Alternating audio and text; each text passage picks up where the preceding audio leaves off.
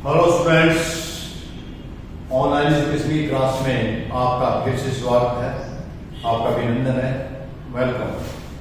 तो देखिए, हम कर रहे हैं +1 की इकोनॉमिक्स, जिसके आपने 2 चैप्टर पहले कर चुके हैं और हमारा तीसरा चैप्टर है क्लास 9 का chapter number 3, senses and sample method collection of the datas.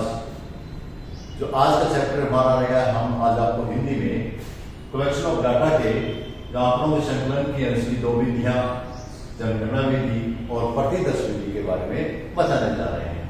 मुझे उम्मीद है आपको अच्छे से याद होगा और आपको ध्यान में देंगे। देखिए, अध्याय नंबर 3 आंकड़ों के संकलन की जनगणना सेंसिस तथा प्रतिदर्श सैंपल विधियों का प्रयोग बता रहे हैं। Census and the sampling method of collection of data. इसको हम एक उदाहरण द्वारा आपको स्पष्ट करने का बताने का प्रयास करेंगे, जिसको आप देखेंगे। मान लीजिए एक गांव में 1000 परिवार रहते हैं और एक अनुसंधानकर्ता को उस गांव के निवासियों के बारे में अनुसंधान करना है। उनके आय, रहन सहन, सतह, जमीन, शैक्षिक क्षेत्र इत्यादि के बारे में अनुसंधान करना है। इस उद्देश्य की प्राप्ति के लिए वह 2 तरीकों का संकलन कर सकता है। पहली विधि तो यह है कि वह गाँव के प्रत्येक परिवार के पास जाए और अपने आंकड़े एकत्रित करे। दूसरी विधि यह है कि अनुसंधानकर्ता सभी 1000 परिवारों के संबंध में सूचना एकत्रित न करके केवल कुछ परिवारों के संबंध में सूचना करें और जो सबका प्रतिनिधित्व करते हैं उसे निष्कर्ष निकालें। तो मेरी कहानी आपने इसमें कोई भी गाँव की है, इसमें प्रत्येक इकाई का आप अध्ययन करेंगे तो जनगणना विधि है, कुछ का प्रतिनिधित्व लेकर के करेंगे तो आपका प्रतिदर्श। आगे फिर बढ़ते हैं। सांख्यिकी के अनुसार पहली विधि जनगणना सेंसिस विधि तथा दूसरी विधि प्रतिदर्श विधि कहलाती है। ये दोनों विधियां आंकड़ों के संकलन की मुख्य विधियां हैं। इन दोनों विधियों के अपने अपने गुण अपने दोष हैं। आज के अध्याय में हम आज इन दोनों विधियों के बारे में ही जानेंगे। कौन सी दो विधियां? एक सेंसिस और दूसरी प्रतिदर्श जनगणना सैंपलिंग।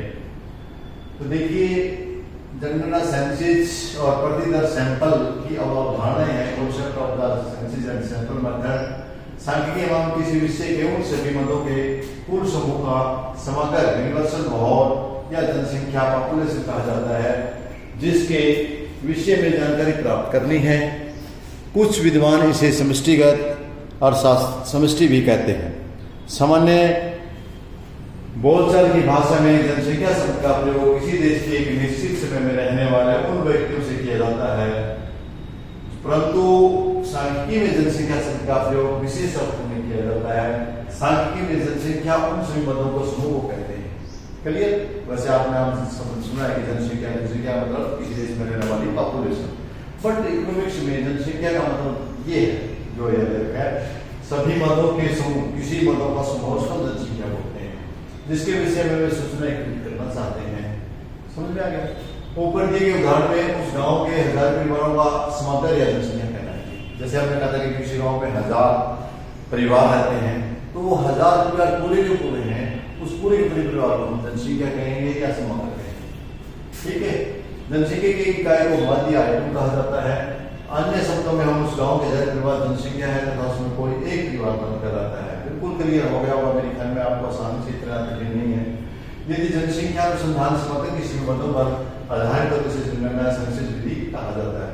इसके उपरि यदि समग्र सभी मदों को न लिया जाए, बल्कि समग्र से कुछ एक प्रति इकाई या सैंपल लेकर के पूरे अनुसंधान का प्रयोग कर पूरे अनुसंधान किया जाए तो इसे प्रतिदर्श विधि कहा जाता है, सैंपलिंग कहा जाता है। किसी चीज में से थोड़ी सी इकाई लेकर के, जैसे कि आप मिठाई है, किसी में दुकानदार से स्वीट स्टॉल से मिठाई लेनी है और आपने देखना है कि मीठी है या कैसे है, उसका थोड़ा सा लेकर आपने टेस्ट ले लिया और सभी का अंदाजा लगा दिया है। या माता जी ने कुछ चावल पकाए और उसमें कुछ ही चावल लेकर के बता दिए कि सारे चावल पके। ऊपर दिए गए उदाहरण में हम 1000 परिवारों के बारे में अनुसंधान नहीं करते, यदि 100 या 10 परिवारों के आधार पर अनुसंधान करते हैं और इसे प्रतिदर्श सैंपल विधि कहा जाता है। परंतु यहाँ यह बात ध्यान रखने योग्य है कि 100 या 10 परिवार समग्र का उचित प्रतिनिधित्व करते हों यह आवश्यक शर्त है। इसके लिए कहीं भाग द्वारा बड़ी सरलता से समझा जा सकता है। घर में गृहिणी जब चावल बनाते तो वह हर चावल को चेक नहीं करती वह पक रहे हैं या नहीं, बल्कि एक चम्मच में थोड़े से चावल लेकर के सबके बारे में वहां लगा देते हैं कि चावल सभी के सभी चावल पक गए हैं अथवा नहीं। यह प्रतिदर्श विधि का बहुत ही सामान्य उदाहरण है। दूधिया भी आपने देखा है कि वो दूध जब लेता है थोड़े से दूध का सैंपल लेकर पूरे दूध की फैट निकाल लेता है। सांख्यिकी अनुसंधान की दो विधियां आती हैं, जनगणना संचित और दूसरी प्रतिदर्श विधि। संचित सेंटरिंग मेथड, जनगणना संचित मेथड के बारे में हम पहले बात करते हैं। संचित method of the collection of data.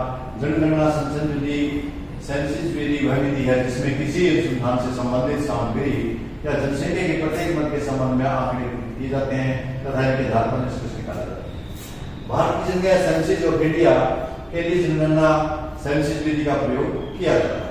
जनगणना सेंसस विधि समग्र जनसंख्या की पूर्व गणना को दर्शाती है। इसमें जनगणना सेंसस और प्रत्येक 10 साल के पास होती है।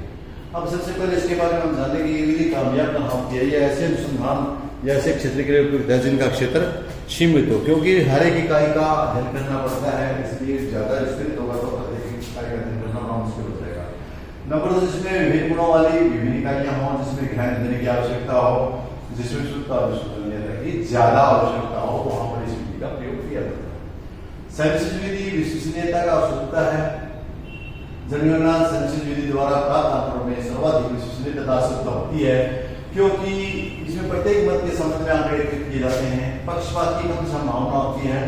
जनगणना सेंसस विधि द्वारा आंकड़ों को एकत्रित करने में पक्षपात की संभावना कम हो जाती है। इसके अंतर्गत अनुसंधानकर्ता न केवल उन्हीं मदों को संबंधित आंकड़ों का संकलन करता है जो उसके अनुसार उचित हो, बल्कि उन सभी मदों को संबंधित आंकड़ों का भी प्रयोग किया जाता है। विस्तृत सूचना, जनगणना सेंसस विधि द्वारा प्रत्येक मत के विषय में अनेक बातों का पता लगाया जा सकता है, क्योंकि वहां जाएगा तो एक्स्ट्रा नॉलेज भी उसके बारे में मिल जाएगी। उदाहरण के लिए जनगणना सेंसस से केवल लोगों की संख्या का ही पता नहीं चलता, बल्कि उनकी आयु, व्यवसाय आदि के विषय में भी जानकारी हो जाती है, क्योंकि प्रत्येक इकाई का अध्ययन उसमें, इसलिए इस विधि द्वारा विस्तृत सूचना प्राप्त होती है। नंबर 4, विभिन्न विशेषताओं का अध्ययन। किसी सांख्यिकी समूह का या जनगणना की मदद एक दूसरे से काफी भिन्न होती है। प्रतिदर्श प्रणाली का प्रयोग करना कठिन होता है, तो वहां पर इस प्रणाली का प्रयोग बहुत ज्यादा लाभदायक होता है, क्योंकि सभी यदि इकाइयां अलग अलग है तो उनका कोई प्रतिनिधित्व नहीं होगा। वहां पर प्रतिदर्श विधि या संकल्प काम नहीं करेगा, वहां पर सेंसिटिविटी ही बनानी पड़ेगी। आगे नंबर 5 है विस्तृत अनुसंधान का अध्ययन। यदि अनुसंधान की प्रकृति इस प्रकार की है कि सांख्यिकी के समूह में प्रत्येक मध्य का अध्ययन करना आवश्यक है, तो इस विधि का प्रयोग करना लाभदायक होता है। नंबर 6, प्रत्यक्ष जांच। जनगणना सेंसस विधि एक ऐसी समस्याओं के अध्ययन के लिए उपयोगी है जिसका ध्यान प्रत्यक्ष रूप से सांख्यिकी अंतर्गत नहीं हो सकता, जैसे बेरोजगारी आदि। जनगणना सेंसस विधि के अवगुण या दोष क्या है? इसके सबसे पहला दोष ये है कि बहुत ज्यादा कृषि को विस्तृत क्षेत्र में घूमना पड़ता है, तो प्रत्येक इकाई के बारे में डिटेल से जानकारी लेनी होती है, कृषि भी बहुत पड़ती है, धन की जरूरत होती है। दूसरा, अधिक मानव शक्ति, क्योंकि प्रत्येक इकाई का अध्ययन करना है, इसलिए जो काफी सारे गणक चाहिए जो गणना करने के लिए गणकों की संख्या के परीक्षण जो है बहुत काफी खर्चा होता है और लंबा समय लग जाता है, समय भी ज्यादा लगता है, मानव शक्ति ज्यादा लगानी पड़ती है, ज्यादा मनुष्य इसके लिए इस कार्य में लगाने से जटिल प्रक्रिया है। इसके बाद अगला है नंबर 3, विशाल अन्वेषण की समझ में उपयुक्त नहीं है। यदि सांख्यिकी किसी समूह से विशेष विशाल है तो सभी मदों से संपर्क करना भी संभव नहीं होता। इस विधि में जनगणना सेंसस विधि का उपयोग भी नहीं है। अगर अधिक समय, जैसे कि पहले बता चुका है कि सेंसस विधि में प्रत्येक इकाई का अध्ययन करने के लिए हमें समय भी ज्यादा लगाना पड़ता है, ज्यादा समय लगाना पड़ता है। नंबर 2, प्रतिदर्श या संकलन विधि। अब पहले हमने सेंसस विधि के बारे में, जनगणना की विधि के बारे में आपको डिटेल से इसकी उपयुक्ता, गुण, दोष बताए। अब अगली जो है वो आपकी प्रतिदर्श विधि है, इसके बारे में हम चर्चा करें। सैंपल मेथड में प्रतिदर्श को न्यायदर्श भी बोल देते हैं, प्रतिदर्श को न्यायदर्श भी बोल देते हैं। इस विधि वह विधि है जिसमें प्रतिदर्श सैंपल अर्थात किसी समग्र का प्रतिनिधित्व करने वाले छोटे समूह से संबंधित आंकड़े किए जाते हैं तथा उसके निष्कर्ष निकाले जाते हैं, अर्थात प्रत्येक इकाई में लिया जाता है, प्रतिनिधित्व दिया जाता है। हम दैनिक जीवन में विधि का प्रयोग करते हैं कि गृहिणी चावल के 2-3 दाने देकर क्या करती है कि उसके चावल पकते हैं, खर्चे हैं। एक डॉक्टर व्यक्ति को मुंह लेखा परीक्षण करके ही व्यक्ति के ब्लड खून का ज्ञान प्राप्त कर लेता है और बीमारी के बारे में जानकारी हासिल कर लेता है। प्रतिदर्श से सैंपल विधि की उपयुक्तता है। सैंपल विधि निम्नलिखित दिशाओं में वीडियो को उपयुक्त अनुसंधान क्षेत्र बहुत विस्तृत हो, जहाँ पर प्रत्येक इकाई का अध्ययन करना बड़ा मुश्किल हो या असंभव। जैसे यदि आप फोन कहें कि फोन की प्रत्येक इकाई चेक करनी पड़ जाएगी आगे, तो ऐसा संभव नहीं है।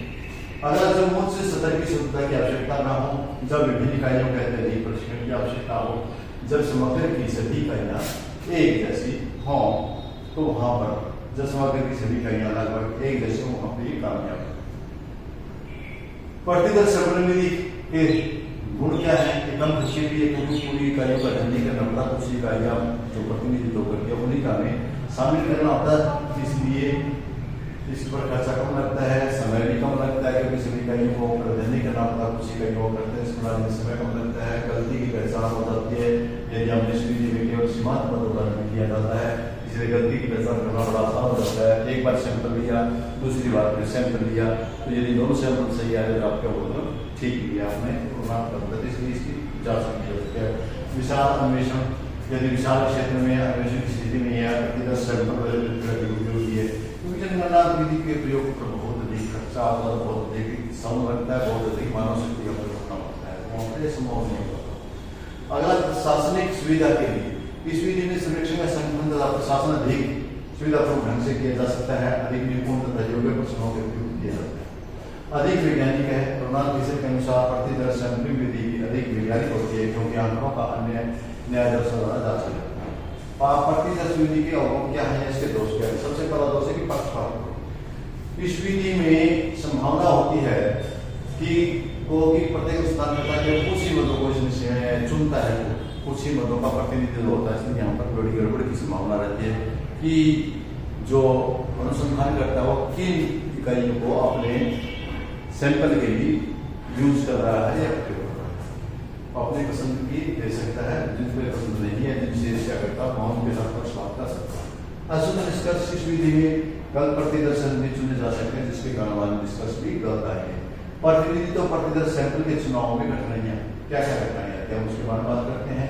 तो जो सैंपल में कठिनाइयाँ आती है, सबसे पहला सैंपल चुनाव करना कठिन हो जाता है और पूर्ण रूप से प्रतिनिधित्व करें।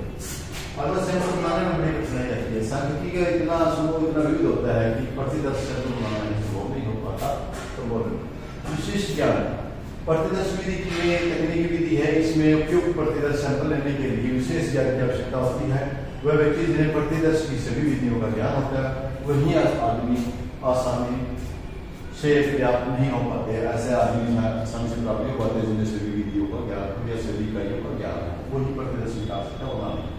एक अच्छे प्रतिदर्श या सैंपल की आवश्यकता तत्व क्या क्या है? ऐसे होगा रिपोर्ट गुड सैंपल, एक प्रतिदर्श सैंपल आदि सैंपल में निम्नलिखित तत्व होने चाहिए। नब्बे निष्पक्ष और इसी निष्पक्ष कार्य कर सकते हैं। 90 प्रतिनिधित्व, तो सैंपल वो इस प्रकार का होना चाहिए कि वो सभी समूह की जितनी भी इकाइयां से इकाइयों का प्रतिनिधित्व करता हो, तब ये हमारा सैंपल ठीक है। स्वतंत्र, समग्र की सभी इकाइयां एक दूसरे से स्वतंत्र होनी चाहिए, किसी भी इकाई को उसमें प्रतिनिधित्व किया जाना चाहिए, किया जाना चाहिए।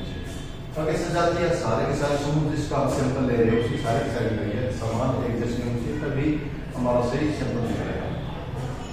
पर्याप्त प्रतिदर्श के लिए रूप में चुने जाने वाली की संख्या पर्याप्त होनी चाहिए, ताकि इसमें निष्कर्ष निकाला जा सके। संक्षेप में हम कह सकते हैं कि अच्छा प्रतिदर्श सैंपल संपूर्ण रूप से वगैरह की विशेषताओं का प्रतिदर्शन करने की योग्यता निष्कर्ष निकालने के लिए। आगे है आपका प्रतिदर्श की विधियां, मेथड ऑफ द सैंपलिंग।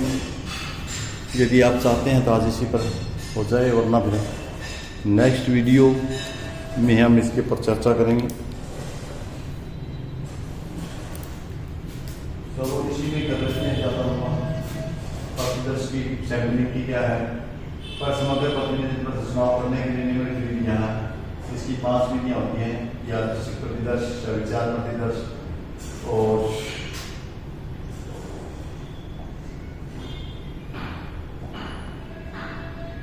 पहली आपकी यादृच्छिक प्रतिदर्श, दूसरी विचार प्रतिदर्श, तीसरी प्रतिदर्श और व्यवस्थित प्रतिदर्श और